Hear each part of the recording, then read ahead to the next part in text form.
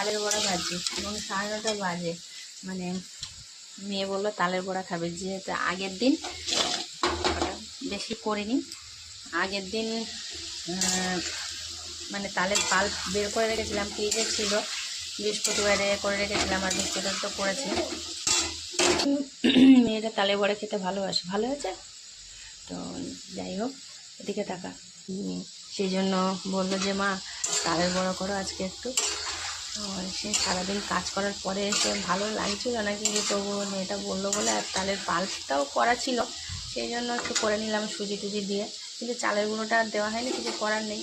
মানে চালের গুঁড়ো তো আগে থেকে চাল ভিজিয়ে বেটে রাখতে হয়। আমি তো 9টার সময় রান্না করে মেয়েদের সব ছেলে মেয়ে খাইয়ে 10টার সময় বেরিয়ে গেছিলাম।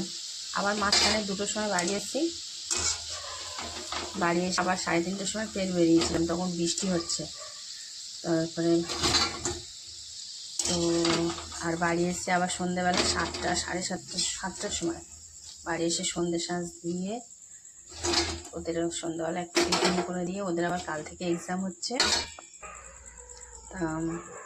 ওরা পড়ছে। তো আমি আবার ভাবলাম কালকে তো এমনি তো 2-3 দিন হয়ে গেছে তালের পাল্পটা রয়েছে, আবার ফের